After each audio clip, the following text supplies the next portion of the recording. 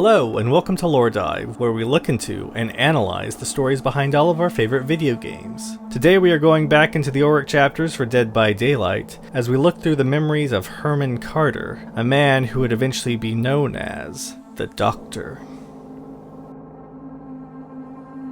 Imbecile. That's what he calls Professor Blanchard. The imbecile is choosing 2 students to lead a research assignment in an abandoned farmhouse. Carter knows he's going to be selected. He's the best in the neuroscience program, the best at the Leary. The Leary. It could only be the Leary. The Leary or the Allen. 2 institutions with a history of working with the government to push the limits of psychology beyond the code. Not beyond the code, despite the code. The papers coming out of the Allen amazed him, captured him, inspired him. Had he been Canadian, it would have been the Allen, or what many called Ravenscrag. The experiments they conducted were brilliant, cutting-edge, mind-shattering. He wishes he were a student in the 50s studying under Lord Crag, the nickname patients gave the genius at Ravenscrag. Lord Crag returned from the trials with ideas, not cautionary tales, not disgust like the other bleeding hearts who condemned the doctors who would anyway be smuggled into his country and be given the highest positions in government in exchange for their discoveries. Lord Crag took the experiments he had heard about to the next level, and Carter hopes to do the same. But not with this professor, not with Blanchard, Dr. Blanchard, Dr. Bleeding Heart Blanchard. He has no idea what real power is. Real power is freedom. True freedom. Freedom beyond the limits of ethics and morality. There is a word to describe a man like Carter: psychopath.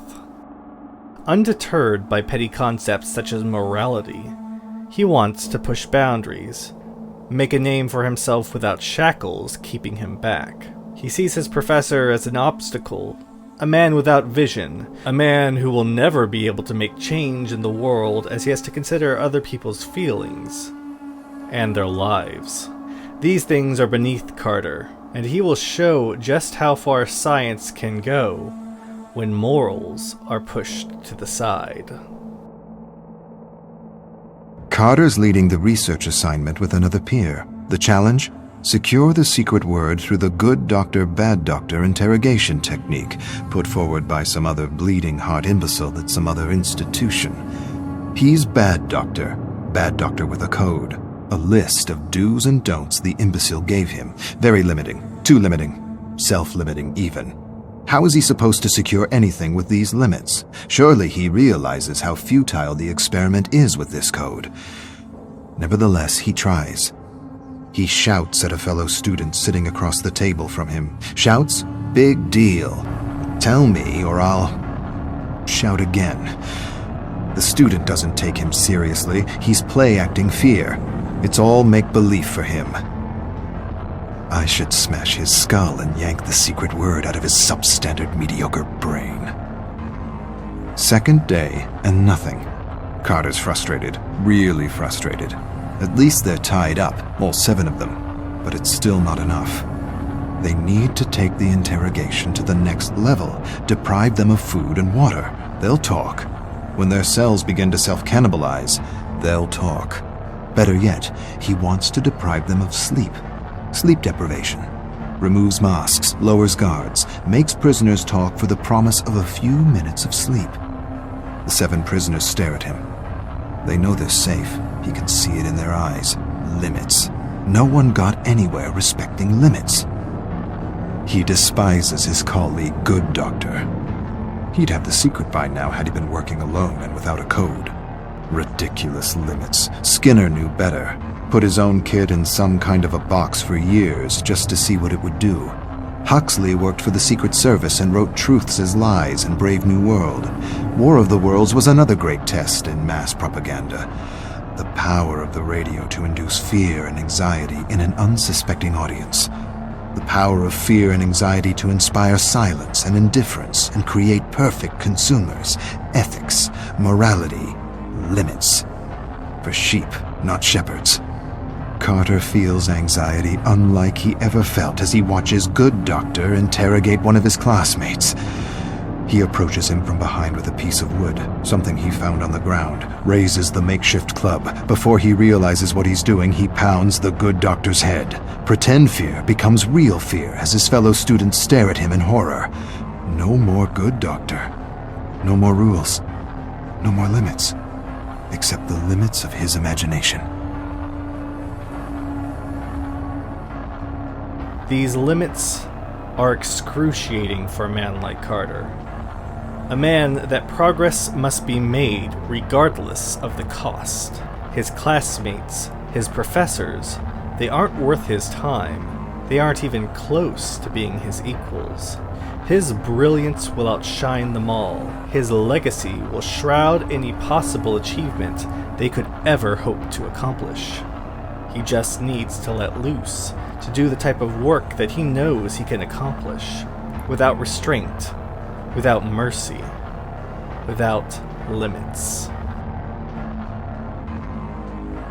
Carter ties a student to a chair. Warm blood drips everywhere. He twists pieces of flesh off his face. The sheep look away, but never up. With terrible moans and squirms, he gets a secret word from each and every one of them. New, Reich, Horizons, Fourth, Bird, Kill. His classmates beg to be released. They sob and agonize in their chairs. They plead the experiment is over. You have the words. You win. We're done. Carter smiles. He's still got a few days. A few more days and a few more experiments to run. Could put his career at risk. But he's got the Good Doctor to take the fall. I'll take what I learned from Lord Crag and lobotomize these imbeciles and manipulate... No, not manipulate. Manufacture. Yes, manufacture reality. Music blares. Eyes are kept forced open with toothpicks. Carter piggybacks a looping song with an inaudible subliminal frequency to evoke fear, anxiety, and discontent. He experimented with the loop on his parents, always caused a fight between them. He doesn't remember where he got the loop. He first read about the subliminal frequency from advertisers. Advertisers deny subliminal loops work. Of course they do. Advertisers deny they use subliminal loops. But they do. They use them, and they work. They must. They must because peace and contentment is our natural disposition. War and discontent needs to be instilled, enforced, manufactured, repeated over and over again until it's the main script in the collective consciousness. Paperclip, Bluebird, MK Ultra, MK Delta, MK Search. They were all necessary. Lord Crag had the right idea, good instincts. So did the Black Sorcerer and the Dirty Trickster. They inspired all the goodies he brought with him in his bag. Music, drinks, drugs, lots of drugs. For a moment, just a moment, he hesitates. He'll probably go to jail for a long time if he uses his goodies. But being free, being truly free for a few days, is worth a lifetime of imprisonment. But I won't get caught. Good Doctor will. Carter has let loose. His classmates no longer peers, but specimens. As he tortures and maims these people, he feels unrestrained and fully free to indulge in a way he never has before. It was so easy to pull information out of their minds when proper force is applied. While this freedom has its risks, he doesn't have to worry. He has a plan. A perfect plan. He'll never be caught. He can't be. He is Herman Carter. Carter wonders if he can remother these sheep. Remother, he loves the term. He wishes it was his own, but it's not. Shock them with electricity and expose them to endless images of death, chaos, and destruction. Traumatize the brain, empty it, lobotomize these subjects to remother them with new personalities. He wonders if he could remother these sheep into wolves. get them to kill each other. Better yet, turn these good, law-abiding students into serial bombers. He rips the plug out of a lamp, splits the wires, peels the wire, places the exposed wire into a student's mouth, slowly approaches the socket, taking in his terror, plugs it in, screams as he remothers this exemplary student. A putrid smell of burning hair and skin reaches his olfactory receptors. There's another stench. Imbecile soiled himself. Carter laughs. He hasn't been this stimulated in ages. To be free. To be truly free. Carter hasn't had this much fun since he first tried to transplant a mouse brain into a rabbit. A week isn't enough. He wishes he had more time. He needs more time. There are new avenues within the mind to explore. Too many avenues, not enough time. He wishes he had the tools to operate on their brains. There are knives in the kitchen. Good work.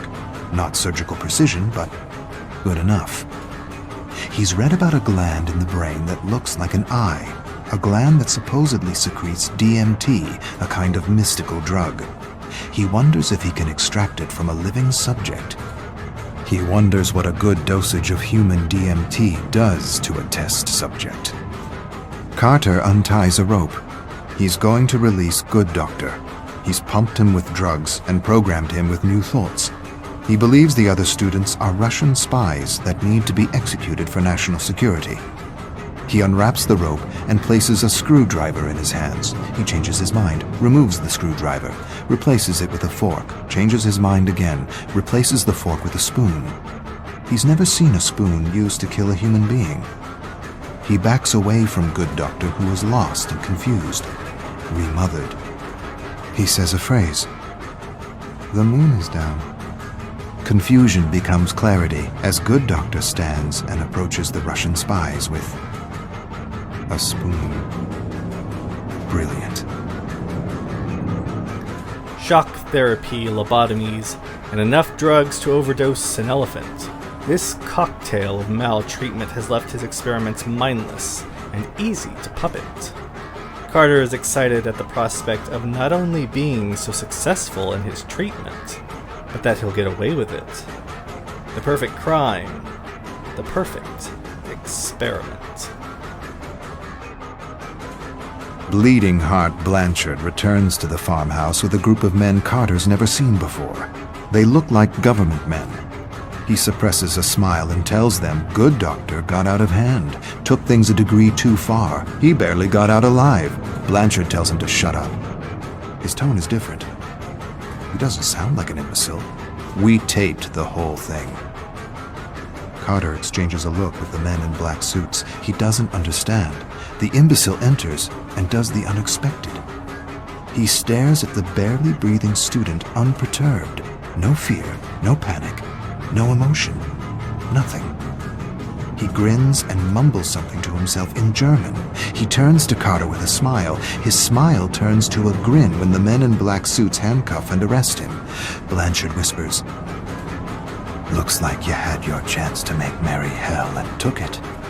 The cuffs are just for appearances." I don't understand." "Yes, you do. You understand much more than the others. Welcome to MK Awakening."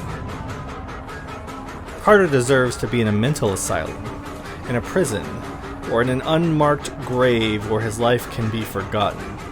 But his tendencies were noticed by the right people, and he was rewarded for his abilities. He will move on with MK Awakening, learning, testing, torturing, and with all the patience that he could ever hope to have, he will be allowed to indulge in his desires. Herman Carter will soon be no more, as each test will spark something new within him, and with each spark, his insanity will grow. And from this spark of insanity, the Doctor will be born.